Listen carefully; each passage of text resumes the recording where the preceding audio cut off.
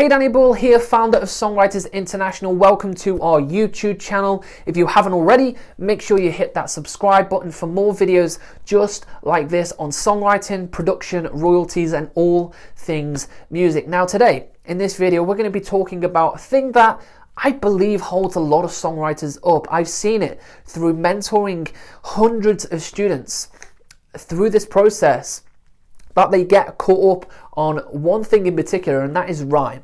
Okay, rhyming in songwriting is very important, but when done incorrectly, it can be very frustrating and it can be an issue in a lot of songs. So today we're going to be talking about some of the biggest mistakes that songwriters make when they're rhyming in their songs and how you can avoid them, and some of the best ways on how to rhyme and do it effectively to actually benefit your songs, rather than in some cases devaluing the song and making it not as strong as it could be. Okay, so without further ado, let's jump into this. So rhyming is a fundamental, okay, of songwriting. It's a fundamental of lyrical writing in particular, okay, because we rhyme with the lyrics, all right? So that's the first thing you must understand. When we rhyme the lyrics, or the words, shall we say. But what I find that is a big issue, especially with new songwriters, even I've seen it with songwriters who have been writing for years, they fall into the trap of thinking every line, or pretty much every other line, needs to rhyme in their song. Okay, I've seen it where for maybe 6, 8, 10 lines, every line will rhyme. Okay, and it's just too much. It's far too overwhelming, and it's almost, the best way I can describe it, it's kind of like given the punchline before you were actually supposed to. It's like watching a movie and you see the ending before you actually get there. It's the same with the song.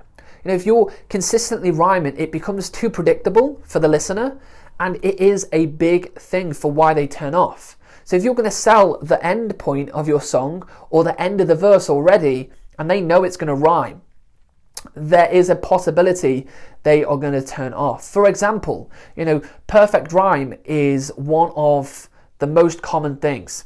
You know, perfect rhyme is 100% rhyme. So if we were given some examples, it might be bat, hat, cat, fat.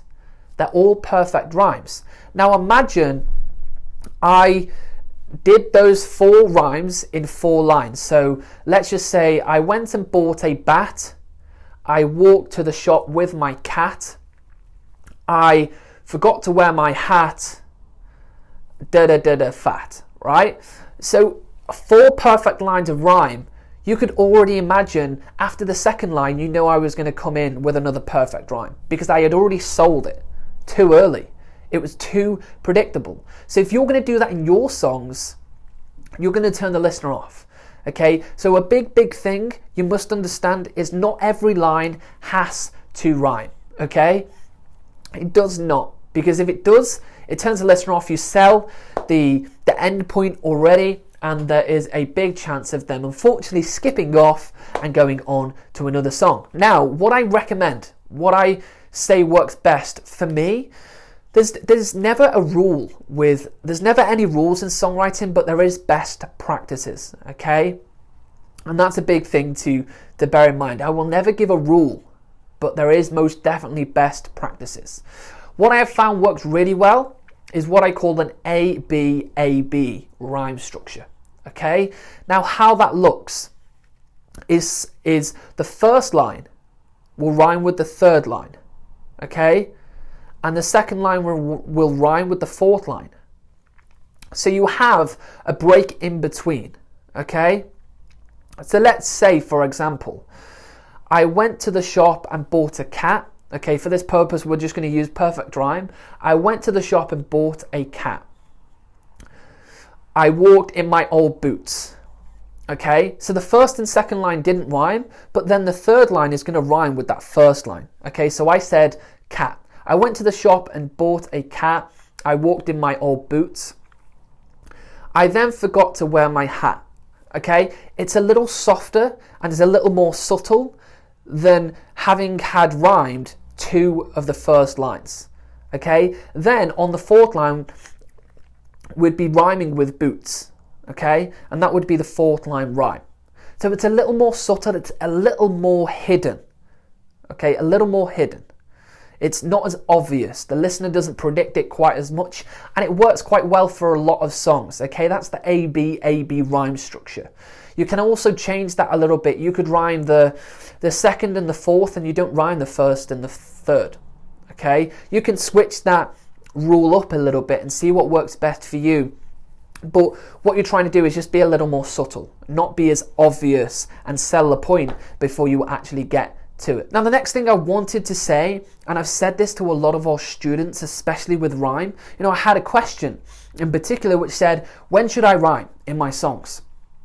Now, there's no set rule with it. What I've always said, and this is the way that I rhyme in my songs, is rhyme when it feels natural to you. I feel like there's a songwriter's gut instinct to go, okay, I need to rhyme here.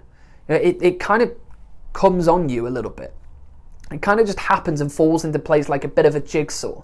You find the piece and it just falls into place. It's very much the same with songwriting. I would say avoid perfect rhyme, obviously, for every single line. Okay, don't be saying bat, fat, hat, cat, and it becomes predictable. Just rhyme when it feels necessary. Okay, so maybe it's every other line or every third line there's a rhyme. Don't do it. Don't put it in the listener's face so obviously, otherwise they will turn away, okay? Like I say, just rhyme when it feels natural to you, and it usually fits quite well and it works pretty perfectly, okay? So there's some of my best things on rhyming itself, okay? Number one is avoid rhyming every single line. And one thing I would recommend before I end this video is head over to Rhyme Zone, okay? It's spelled rhyme and then zone, Z-O-N-E, and that will be your best friend when you're songwriting. It's basically a website where you can enter in a word and it will give you all the rhymes associated to that word. It's been the best friend for me when I songwrite. I always have it open, okay? That's called Rhyme Zone. And typically, when you're writing songs, when you're thinking of rhyme, you will come up with the most obvious rhyme. So that's where Rhyme Zone will help you disguise the rhyme a little bit, not come up with the most obvious rhyme. So Rhyme Zone is really important for me. Okay, so really do hope this has helped for your rhyming within your songwriting. Go ahead, if you haven't, hit that subscribe, drop a comment below, anything else you would like to see on this channel. And I will also link a training below to help you in your songwriting. Okay, so that's it from me, Danny Boyle, here at Songwriters International. I'll see you over on the next video.